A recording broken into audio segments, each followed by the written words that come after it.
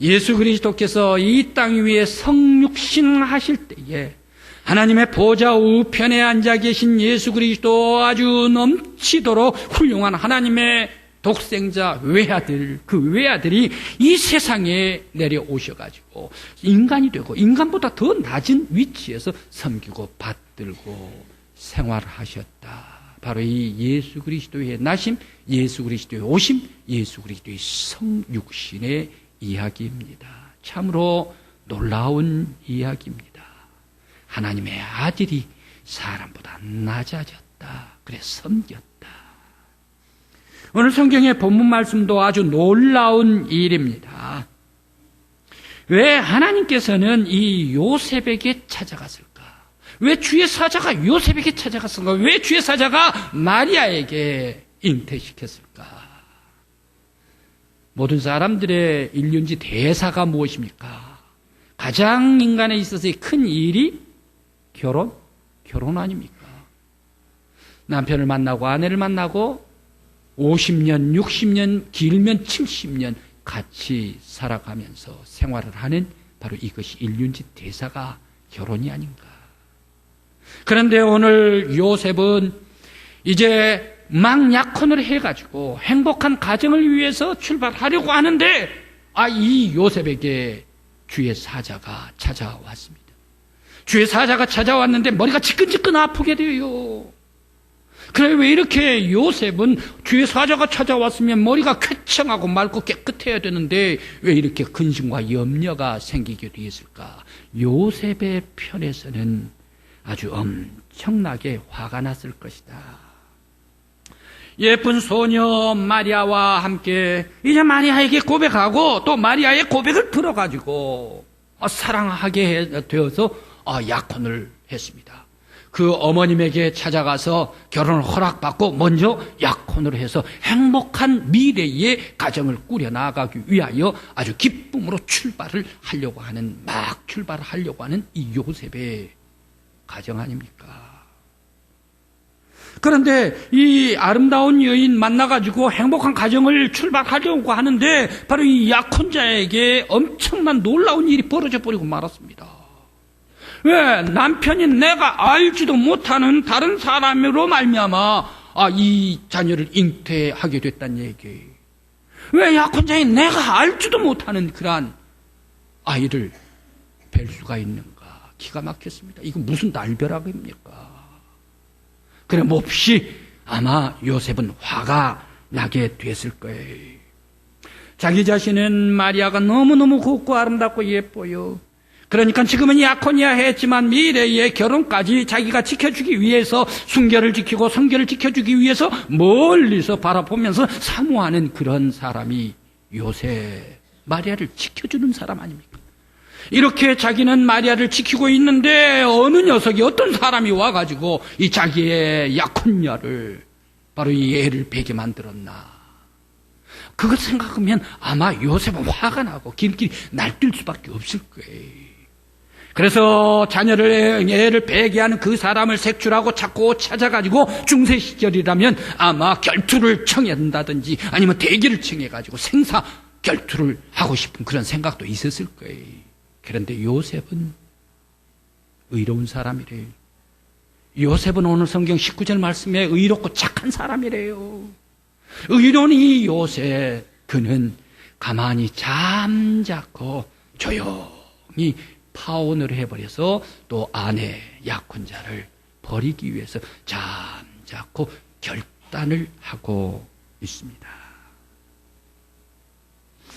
그런데 왜 이 천사는 파혼을 반대를 하는가? 오늘 20절 말씀에 주의 사자가 현몽하면서 요셉에게 무서워하지 말라, 두려워하지 말라라고 말합니다. 내 약혼자가 애가 있다 하더라도 너는 두려워하지 말라, 놀라지 말라라고 주의 사자가 현몽을 해주고 있습니다. 왜 하필이면 요셉이 화가 나 있을 때에 꿈에서 천사가 나타났는가? 주의 사자가 아내에 대해서 말하고 있는가? 요셉의 화를 달래기 위해서 주의 사자가 찾아왔을까?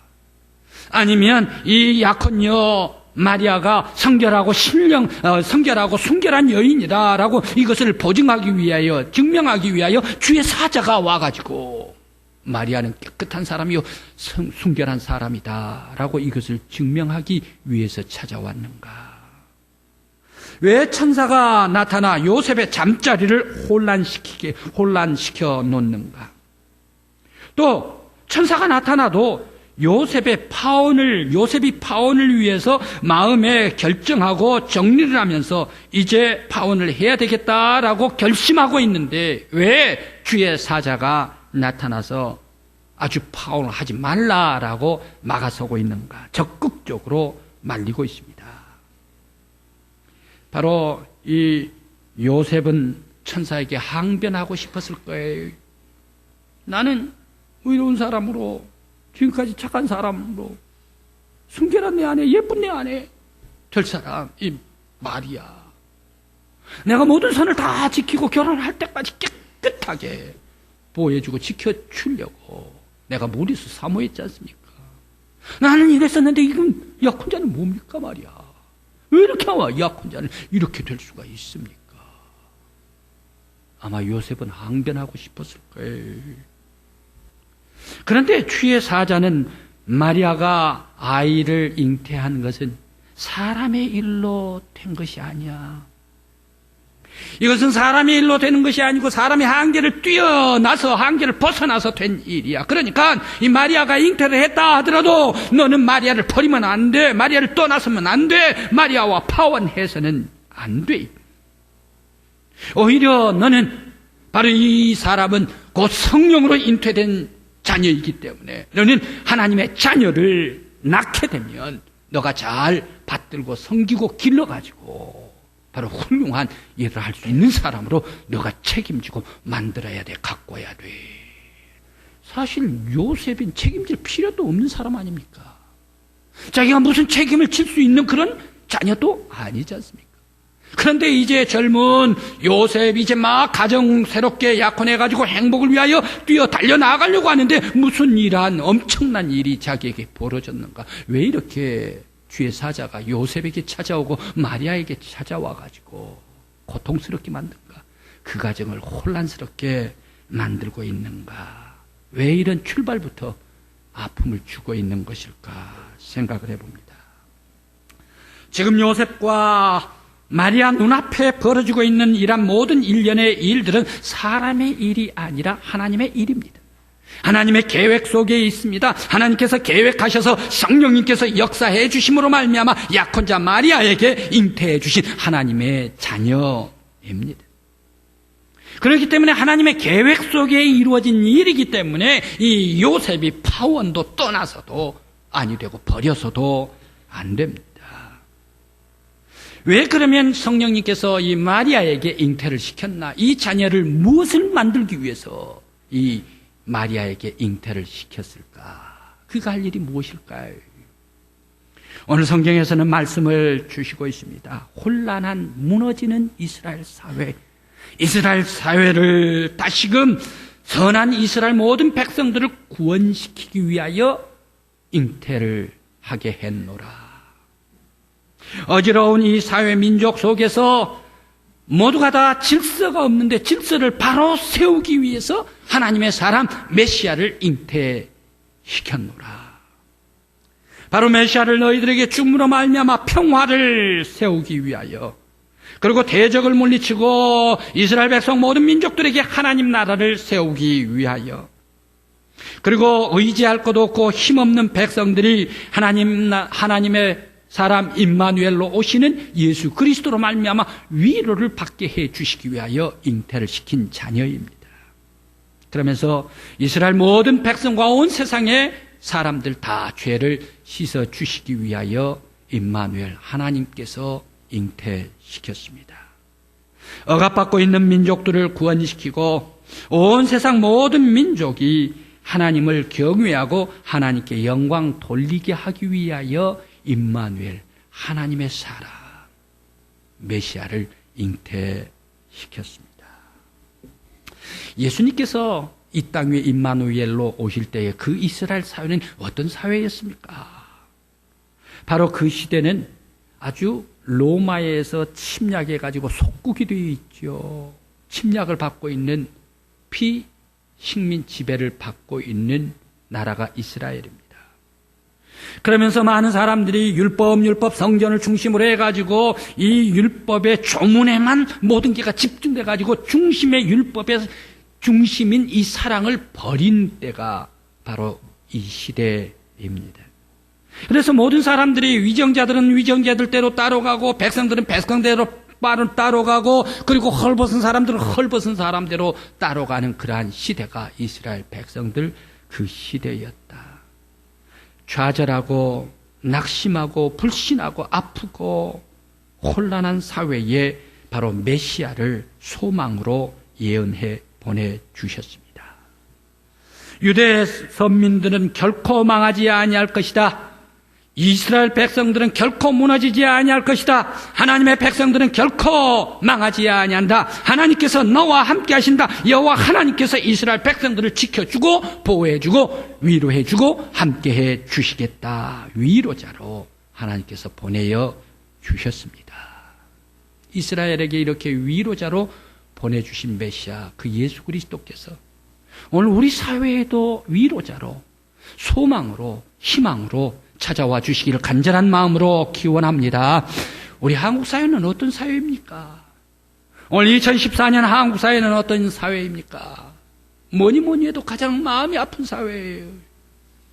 꽃다운 아이들 물속에 빠져가지고 아직까지 8명 건지지 못한 그런 세월호의 아픔. 12월 추위가 닥치니까 더 어머니 아버지 마음속에 내 자녀 내 새끼가 생각이 나는 거예요.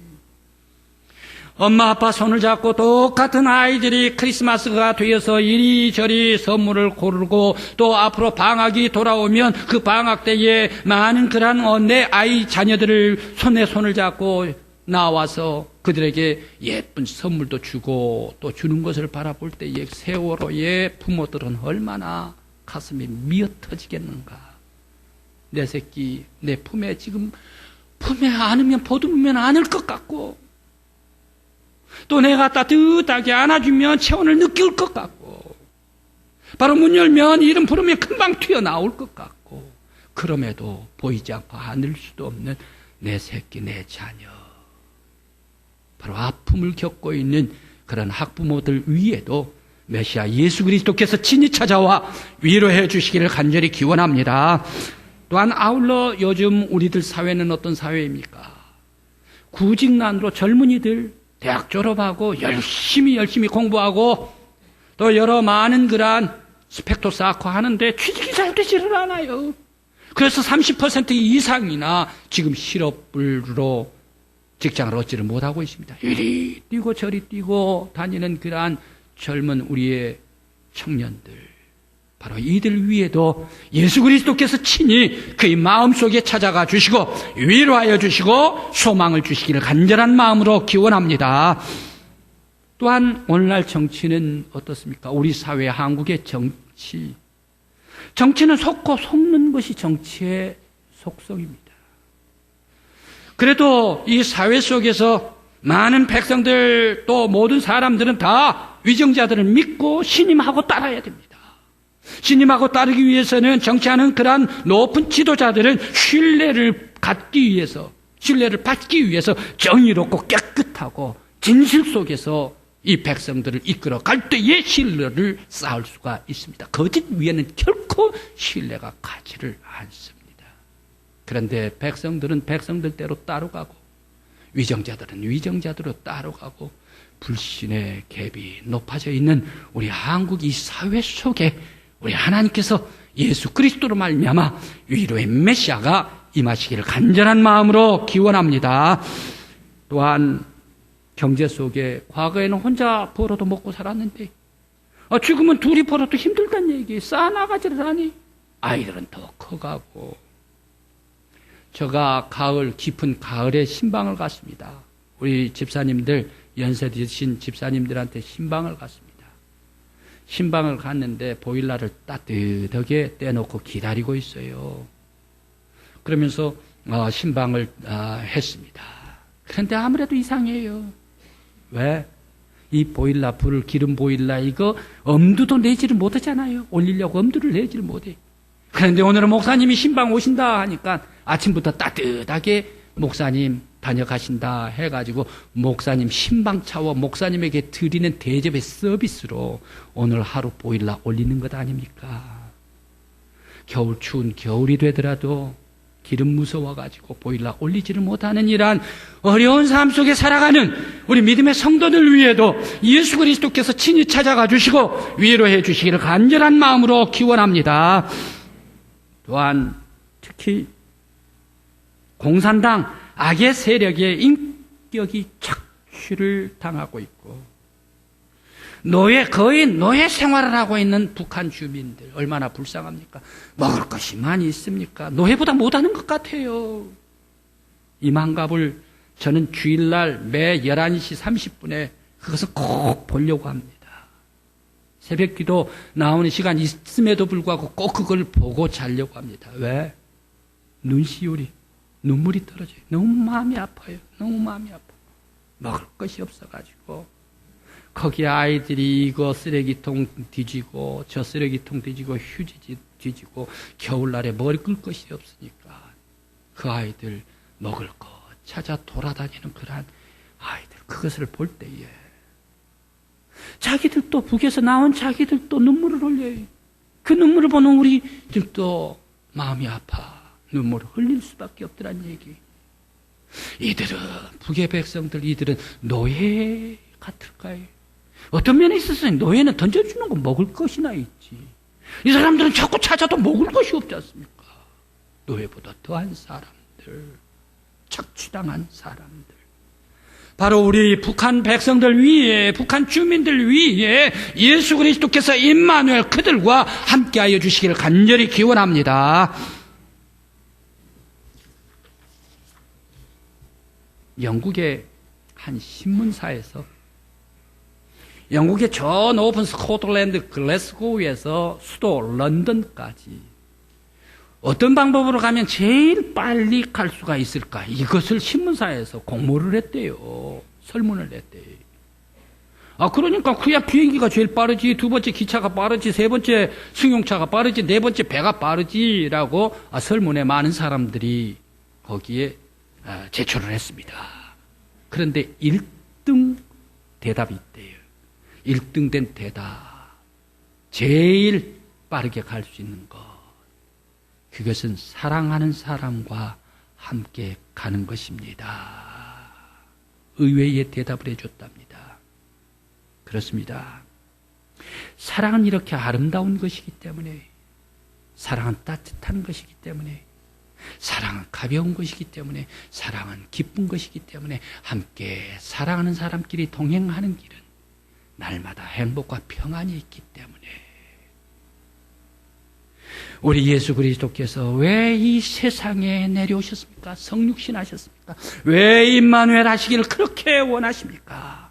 세상의 모든 사람들을 사랑해 주시기 때문에 여러분을 사랑하고 계시고 나를 사랑하고 계시고 우리 교회를 사랑하고 계시고 모든 인류를 사랑하시기 때문에 이 세상에 임마누엘로 함께 계시고 싶어 하신다. 믿음의 성도 여러분, 늘 여러분 예수 그리스도와 임마누엘 동행하는 여러분들 되시길 바랍니다. 예수의 사랑받는 여러분들 되시기를 간절히 기원합니다. 주와 함께 늘 함께 동행하는 저와 여러분들 되시기를 간절히 기원합니다.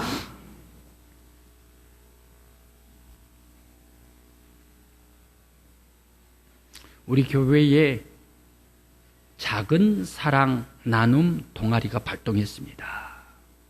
그래 지난주부터 발동을 했는데 지난주는 몹시 추웠습니다. 12월 3일부터 12월 7일까지 12월 3일은 눈이 내리고 바람이 막 불어내리면서 눈보라는 아니지만 아주 눈이 휘날려 내렸습니다. 그날 조금 더 싸게 사기 위해서 배추밭을 갔습니다. 그래 배추밭을 갔는데 그 배추를 뽑은 게가 아니라 배추를 자르더구만요. 저도 그 배추밭에까지 가서 함께 자르는데 도움을 주었습니다. 이렇게 큰 주더라고요. 그래 배추를 아주 가장 추운 날 잘 나왔습니다. 그리고 또 꽁꽁 언 그러한 5일 날 아주 이 배추를 절였습니다. 그리고 그 주간에 제일 추운 영하 7도 되는 목요일 날, 제일 추운 날 배추 김장을 담았습니다. 그래 김장을 다 담고 몇 분을 선정을 해가지고 그들의 배달까지 다 완료했습니다. 그런데 제일 추운 주간에 이렇게 수고했지 않습니까?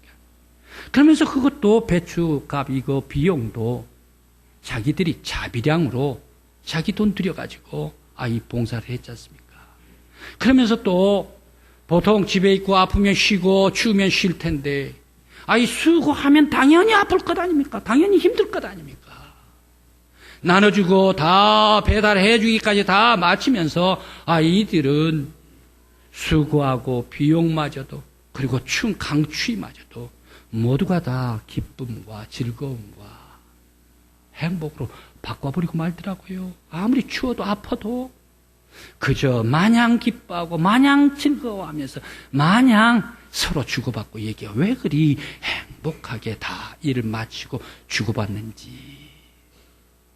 분명 바로 이 봉사, 힘들고 어려운 사람들에게 나눠주고 봉사하는 그곳에 기쁨이 있기 때문에, 나눠주고 봉사하는 그곳에 예수가 계시기 때문에, 사랑하는 그곳에 예수가 기다리고 계시기 때문에 마냥 그들은 아프고 힘들고 돈이 자기도 들어갔음에도 불구하고 마냥 기쁘고 즐겁고 제잘거리면서 행복이 넘친 것 아닌가. 성도 여러분, 올 성탄에 여러분들 꼭 예수님 만나시기를 간절히 기원합니다. 예수가 계시는 곳은 내가 봉사하러 가는 곳, 내가 헌신하러 가는 곳, 내가 섬기러 가는 곳, 내가 나누러 가는 곳, 바로 그곳에 예수님께서 기다리시더라. 올 성탄에 꼭 기다리시는 예수님을 만나고 예수의 삶으로 봉사하고 헌신할 때에 여러분들의 삶이 더욱더 복되고 아름다운 삶이 되시기를 간절한 마음으로 기원합니다.